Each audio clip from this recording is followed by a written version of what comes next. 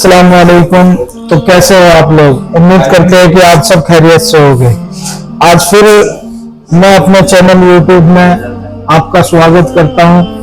आप देख रहे हो द इजी लाइफ गाइड। तो दोस्तों, हमारी वीडियोस में छोटी छोटी 3 मिनट 4 मिनट 5 मिनट की क्लिप आती है। रोज कोई ना कोई टॉपिक होता है। आज हम लोग रैंडमली कुछ भी बात करने वाले हैं। देखते हैं आज हम दोनों के अंदर क्या बात होती है, क्या सवाल क्या जवाब हो गए। कोई स्क्रिप्ट नहीं है, कुछ पढ़ा नहीं है, आज ऐसे ही बैठे हैं, आपस में बात करेंगे, देखते हैं क्या होता है। तो इमरान भाई कैसे हो? अल्हम्दुलिल्लाह, अल्लाह का करम है। आप सुनाइए जाकिर भाई। बस दुआएं है आप लोगों की, अल्लाह का एहसान है। जी, और सुनाओ कुछ अपनी रियल लाइफ पे, ये अपनी आप बीती, आप ये कोई ऐसा किस्सा हो जो तुम्हें आज तक याद हो, काफी इंटरेस्टिंग हो आपकी लाइफ का, जो आप भूल नहीं पा रहे हो, या कोई ऐसी बात हो लाइफ की जो तुम्हें कभी भी याद आती हो और उससे खुशी मिलती हो। हमारे व्यूवर्स के लिए कुछ। और अपनी लाइफ की बहुत सारी चीजें ऐसी हैं जो हमेशा याद रहती हैं इंसान को, और मुझे ही नहीं, हर इंसान को कुछ ना कुछ अपनी लाइफ की बातें याद रह जाती हैं। जी। जैसे अब से 6 से 7 8 साल पहले, जब तक मेरी शादी नहीं हुई थी, बहुत सी चीजें ऐसी मैंने की हैं जिनसे अपनी लाइफ की बहुत सी चीजें ऐसी होती हैं जो इंसान भूल नहीं पाता जाकिर भाई। किसी की लाइफ में कुछ ना कुछ स्ट्रगल, कुछ ना कुछ याददाश्त ऐसी छोड़ जाता है जो सारी जिंदगी याद रहती है। तुम्हारी जिंदगी में भी रही हूँ। जी जी। मैंने अपनी जिंदगी में जो तजुर्बा किया है वो ये है, शादी से पहले की जो मेरी लाइफ थी उसमें बहुत कुछ था, बहुत सी गलत काम भी थे जिनमें मैं इन्वॉल्व था और बहुत खुश भी था, पर जो दिल को सुकून होना चाहिए वो नहीं था। उसके कुछ वक्त बाद जब शादी वादी हुई, अल्लाह ने थोड़ा दीन की तरफ, थोड़ा नमाज रोजों में लगे, उसके बाद जिंदगी में तब्दीली आनी शुरू हुई। फिर ये पता चला, एहसास हुआ दिल को कि जिंदगी गुजारने के लिए तुम्हें दीन पे चलना बहुत जरूरी है। उसमें नमाजों की पाबंदी की, ऑटोमेटिकली सब रास्ते ऑटोमेटिक खुलते चले गए। अल्लाह ताला ने एकदम स्टेबल कर दिया अपनी लाइफ, कारोबार की तरफ से, घर गृहस्थी की तरफ से, हर चीज की तरफ से ऑटोमेटिकली सब ठीक होता चला गया। तो ये एक बहुत ही इम्पोर्टेंट चीज जो मैं हमेशा अपने दिमाग में रखता हूँ कि इंसान को जब तक दीन की तरफ नहीं जुड़ेगा तो लाइफ में चेंजिंग होना मुश्किल है। ये मैं हमेशा याद रखता हूँ और हमेशा मेरे दिमाग में ये बात रहती है। कुल मिला के कहने का मतलब ये है, कामयाबी जो है वो दीन में है। बिल्कुल 100% है ये बात, श्योर दुनिया है, की भी और आखिरत की भी 100% है। और इमरान भाई, कुछ के वालिद साहब ने आपको कभी कुछ नसीहत की हो जाने से पहले? अल्लाह उनको जन्नत में आला से आला मकाम नसीब अता फरमाए। आमीन आमीन। वालिद साहब ने हमेशा मुझे एक ही बात समझाई है कि जिंदगी में कभी भी तुम सब कुछ करना, मगर कभी भी किसी का कुछ हक नहीं मानना। तुम्हारा कारीगर का हक हो, तुमने अगर कुछ जानवर भी पाला है उसका भी कोई हक हो, यहाँ से लेकर तुम्हारे ऊपर जो भी हक है और जो तुमसे उस वक्त में बनता है वो तुम्हें अदा कर ही देना है हर हाल में। बराबर। तुम्हारी जेब में खाने के लिए पैसे बचते हो या ना बचते हो, वैसे मसलन ये समझ लीजिए, मैंने आपसे 5,000 रुपये उधार ले लिए, मैंने वादा करा 1 हफ्ते के बाद देने हैं, और वो 5,000 रुपये मेरी जेब में पड़े हैं और वो 5,000 रुपये हैं मेरे पास। अब आपका वक्त देने का मेरे पास आ गया, आपको पैसे देने हैं, मैं आपके पास गया, ये मेरे पास 5,000 रुपये आए हैं, आप अपने रख लो। अब मैं आपसे ये सवाल रख दूं कि भाई अगर आपके पास गुंजाइश हो 1-2 दिन की, रुक सकते हो? अगर तुम बोल दो हाँ मैं रुक सकता हूँ तो ठीक है, नहीं तो आपको अपने वक्त पे वो पैसा उसको दे ही देना है। ये पैसा तो एक एग्जाम्पल है, इसमें बहुत सारी चीजें आ जाती हैं। कोई चीज किसी ने अमानत के तौर पे आपके पास रखी, तो वो अमानत की तरह रखी रहनी चाहिए। अमानत में खयानत नहीं करनी चाहिए। और तो देखो, वालिद जो होते हैं वो नीम के पेड़ के मानिंद है। बराबर। जो हमारे बाप, हमारे जो वालिद होते हैं, उनकी मिसाल बुजुर्ग ये देते हैं कि वो नीम के पेड़ की मानिंद है, जिनके पत्ते जो हैं वो कड़वे हैं, मगर उनका जो साया है ना वो बहुत ठंडा है। उस चीज का एहसास, मेरे वालिद साहब इस दुनिया में नहीं है तो मुझे एहसास है इस चीज का, क्योंकि जब मैं मेरे वालिद साहब जिंदा थे तो मुझे बहुत चीजों में टोकते थे, बहुत चीजों में रोकते थे, तो मुझे बुरा लगता था इन चीजों का कि यार वालिद साहब को यही काम है, इनको पता नहीं है, कुछ इनकी उम्र हो गई है, ये मुझे ऐसे बोल दे। मगर जब उनका इंतकाल हुआ, उसके 2-4 दिन, हफ्ता 15 दिन गुजरने के बाद मुझे बातों का एहसास होना शुरू हुआ कि नहीं, आज मैं मेरी जिंदगी में मुझे कोई टोकने वाला नहीं है, समझाने वाला नहीं है, मैं आजाद, मैं गलत काम कर रहा हूँ, मुझे कोई किसी का डर नहीं है जी। तो बाप बहुत बड़ी शख्सियत है तुम्हारी जिंदगी में इंस्पायर करने के लिए। बाप तुम्हें बहुत कुछ सिखा सकता है और वो इस लहजे में सिखाएगा कि वो कोई टीचर तुम्हें सिखा ही नहीं सकता। मेरे अंदर जो क्वालिटी काम करने की है, ज्यादातर 90% मैंने मेरे वालिद साहब से सीखी। बराबर। उसमें किसी का कोई और इन्वॉल्वमेंट नहीं है। हाँ, और तो हम देख देख के बहुत सी चीजें सीखते रहते हैं। अमूमन होता भी यही है इमरान भाई कि बच्चे जो सीखते हैं जो उन्होंने देखा है। बच्चा पैदा हुआ, अब 15-16 साल की उम्र तक बच्चा माँ बाप के साथ है, जी अपने घर में है। जी जो उसके घर का माहौल है, रहन सहन है, आदतें हैं, वो बिल्कुल। बच्चे के अंदर कुदरती आ जाती है देखते देखते। हाँ, वो ऑब्जर्व करता है ना जो वो हाँ। देख रहा है। वो बोलते हैं ना, बच्चे को झूठ बोलना तुम खुद सिखाते हो। हाँ, अभी एक वो कहावत है या किस्सा है, कितना फेमस है कि वो औरत थी अपनी सास के साथ जो है जास्ती करती थी, अपनी दादी के साथ, मतलब बच्चे की दादी के साथ। अब बच्चा वो देख रहा है वो सारी चीजें, वो उसको मिट्टी के बर्तनों में खाना देती थी, बच्चे के हाथ से भिजवाती थी। जी तो बच्चे ने क्या करा, वो मिट्टी के बर्तन दादी के मरने के बाद संभाल कर रख लिए घर में।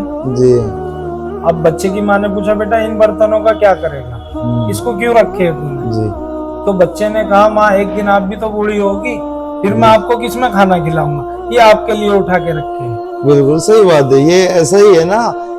और एक किस्सा हमारे वालिद साहब सुनाया करते हैं कि एक बाप था, 4 लड़के थे, जी काफी बीमार रहता था, कई सालों से बीमार था, हालांकि मतलब मोहताज था चलने फिरने से, हर चीज से। और बच्चों ने खिदमत भी की, ऐसा नहीं की, लेकिन एक वक्त आता है बच्चे थक जाते हैं। अब वो थक गए थे बच्चे, जी जी उसकी खिदमत कर करके थक चुके थे। तो प्लान उनका यह था कि वालिद साहब का जो है ना इस समय काम खत्म कर देते, परेशानियों से बच जाएंगे। जी अब उन्होंने बहाना किया कि चलो अब्बा आज हम तुमको दूसरी जगह से दवा दिलवा के लाते हैं। जी क्या अब वो ले गए एक जंगल में से उनका गुजर हुआ। जब वो जंगल में एक चौराया आया या कुछ आया, तो बूढ़े बाप ने जो बीमार था उसने कहा, बच्चों बस यहीं तक, यहीं पे रोक लो, यहीं रोक लो, बस यहाँ तक ही थी मेरी जिंदगी। जी बच्चों ने पूछा, क्यों आप ऐसा बोल रहे हो? मैं अपने बाप को यहीं तक लाया था, यहीं लाके मैंने अपने बाप को मारा था। तो वही उसके बच्चे उसके साथ करने जा रहे थे। जैसा तुम करोगे वैसा भरोगे।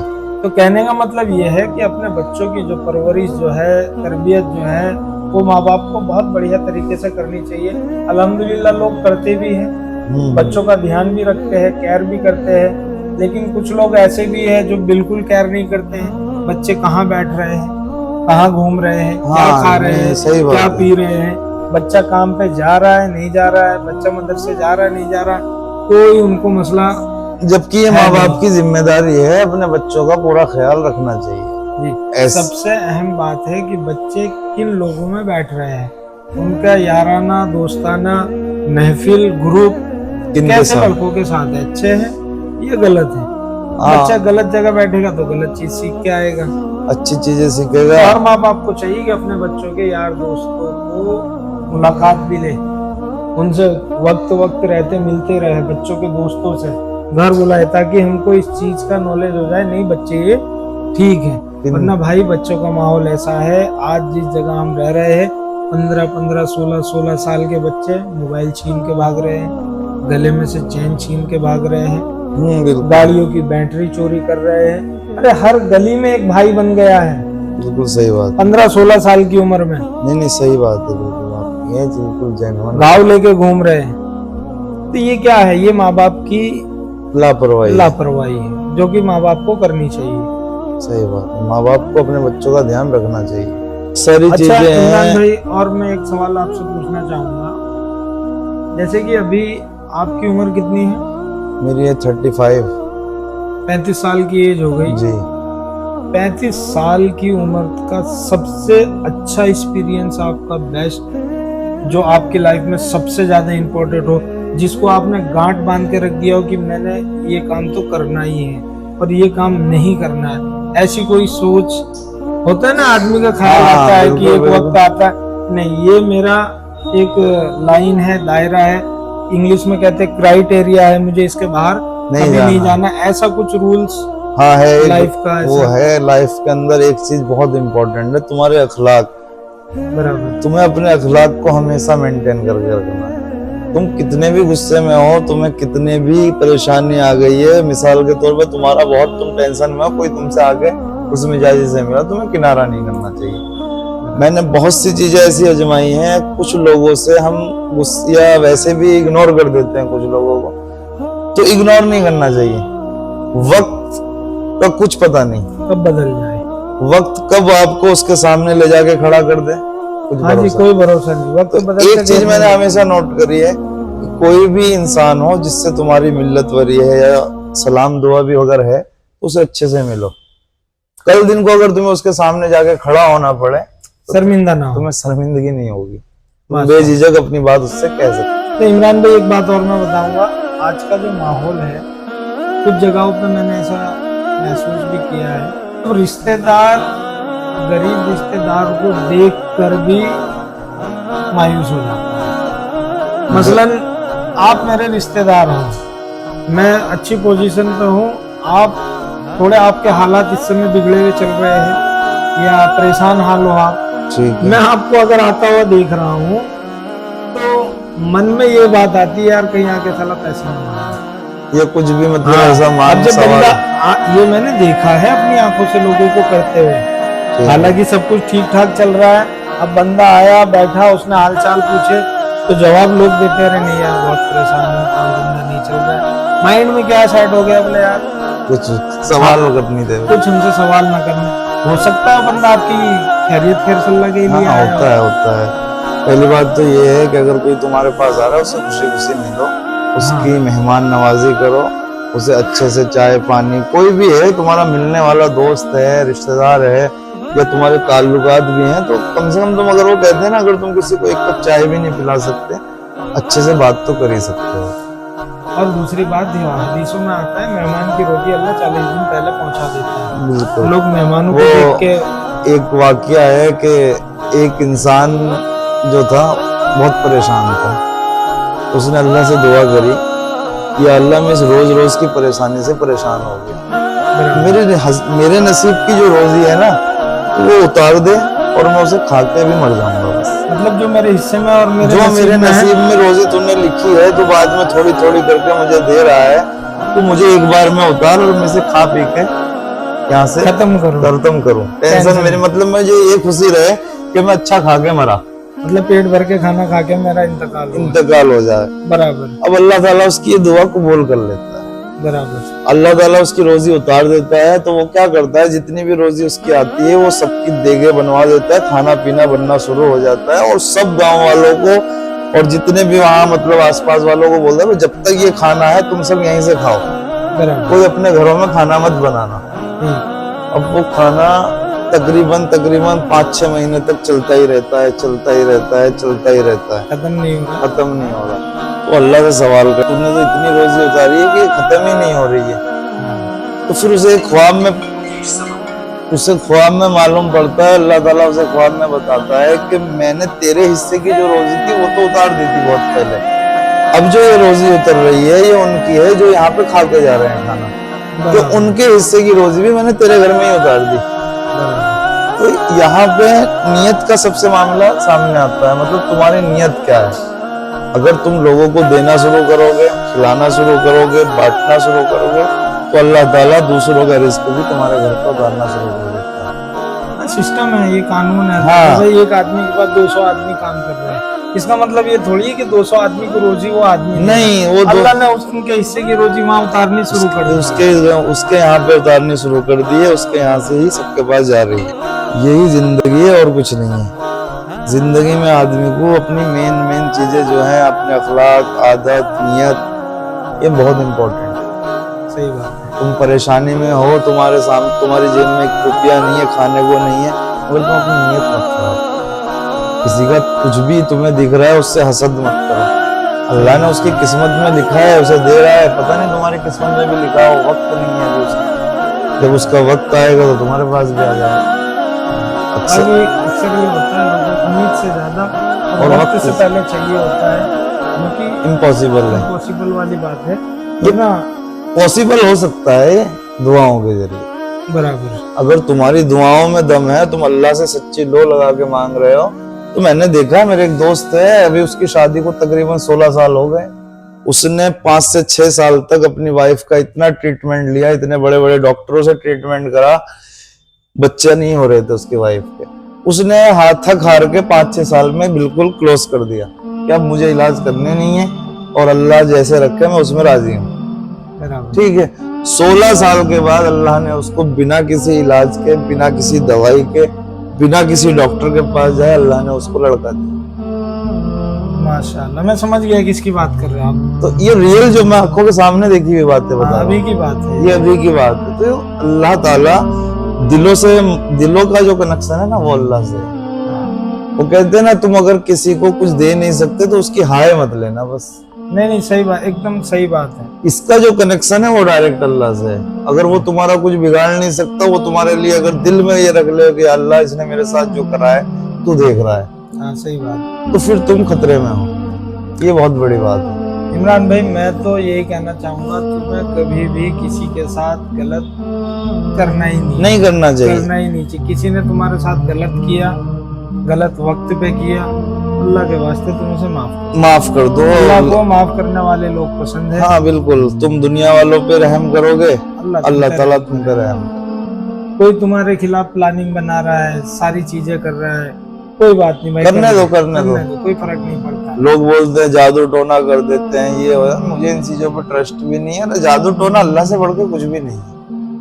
अगर जादू टोना होना होता है, ये सब चीजें होती, बहुत से लोगों को तुमने देखा होगा। नहीं, इसमें इमरान भाई, में रिवायतों में मिलता है कि जादू तो होता है अल्लाह के नबी से। ठीक है, होता है, मगर अगर तुम ठीक हो, अल्लाह से उस लायक तो हो, तुम पे लोग करवा। आज जिसके पास कुछ नहीं है वो कह रहा है मेरे ऊपर करवा दिया, तो क्या मतलब है भाई तुम्हारे पास? बात समझना भाई, कहने का मतलब ये है, एक बहुत सक्सेसफुल आदमी है, बेहिसाब दौलत, बेहिसाब पैसा, सारी चीजें, वो अगर कह रहा है कि मेरे ऊपर किसी ने काम कुछ करवा दिया, तो समझ में आता है। जादू एक कर वो कह रहा है जिसके पास कुछ है नहीं, यार मुझे करवा दिया किसी ने, तो भाई तुझे करवा के क्या मिलेगा उसको यार? सही बात है। और अगर कोई ऐसा करता भी है जादू टोना का, तो उसको अल्लाह ताला देख रहा है, उसको इस चीज का बदला देना पड़ेगा, वो कभी खुश नहीं रह सकता। भाई बहुत छोटी छोटी जादू टोने के ऊपर रिवायतें मिलती है, मतलब उससे कैसे बचा जाए। छोटी छोटी मतलब छोटे छोटे अमल मिलते हैं कि ये अमल आप करोगे तो कैसे भी जादू टोना होगा वो आपके ऊपर से हट जाएगा। आप सर्च करोगे यूट्यूब पे तो आपको मिल जाएगा। मुफ्ती तारिक मसूद साहब के बहुत सारे बयान आते हैं जादू टोना से बचने के लिए। जी हाँ, अल्लाह उनकी उम्र में बरकत अता फरमाए, बहुत खिदमत कर रहे हैं उम्मत की। जी जी, हालांकि आज कुछ हालात में है, अल्लाह उनके साथ रहम का मामला फरमाए, आमीन। हालांकि मैंने वो वीडियो इमरान भी देखी होगी आपने भी, मुफ्ती तारिक मसूद के ऊपर जो चल रहा है इस समय टॉपिक जो चला है कुरान के ऊपर, कुछ मुफ्ती मिस्टेक। साहब का कहने का मतलब, समझाना का मतलब सब लोग जानते हैं, लेकिन कुछ लोग ऐसे होते हैं, देखो हर किसी के लिए नेगेटिव सोचते हैं। कोई सक्सेसफुल आदमी होता है, उसके पीछे कोई ना कोई लगा होता है, किस तरह मौका मिले मेरे को इसको बदनाम करने का। हाँ बिल्कुल सही बात है भाई सारी जिंदगी जो आज जितनी भी उम्र है मुफ्ती साहब की, कौन नहीं जानता है, सही पूरे आलम में दीन की खिदमत कर रहे हैं, रोज एक वीडियो। बिल्कुल सही बात है। कितने उसके बाद उनके ऊपर उंगलियां उठाई जा रही। भाई ऐसा मत करो, दुआ करो अल्लाह से कि अल्लाह जो भी ये मामला खड़ा हुआ मुफ्ती साहब के लिए, कि अल्लाह उसको आसानी से रफा दफा कर दे। आमीन। कारोबारी की लाइन से कुछ, या घर में जोड़ के हिसाब से कुछ, घर में जोड़ के हिसाब से क्या है आजकल का रिवाज देखो, रिवाज भी नहीं कह सकते, सदियों से चला आ रहा है। घर में वो कहते हैं जहाँ 4 बर्तन होते हैं वहाँ खड़कते ही हैं। तो आजकल का माहौल जो है, मैं एक बात कह रहा हूँ कि जो बड़ा भाई जो है ना, मैं बड़े भाइयों को कह रहा हूँ, देखो बात सुन लेना भाई, जी कड़वी लगे बुरी लगे तो बता देना, बड़े भाई सबसे पहले अलग हो रहा है। हाँ सही बात। सबसे पहले शादी के बाद जो अलग होने का रिवाज चला रहा है वो घर का बड़ा भाई होता है। हाँ भाई तुम ठीक है, मेहनत करते हो, सारी चीजें तुमने कर भी, हम मानते भी कि तुमने बहुत कुर्बानियां दी है, बड़ा भाई कुर्बानी देता है, पर इसीलिए वो बड़ा है।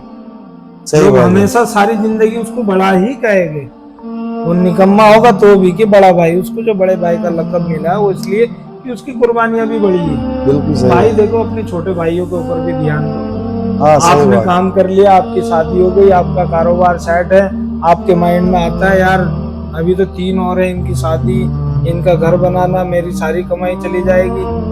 ऐसा नहीं भाई, छोटे भाइयों को साथ में लेके चलो। जब तक छोटे भाई सारे भाई अपने सेट ना हो जाए काम पे, अपने खुद के कारोबार पे, अलग मत हो भाई।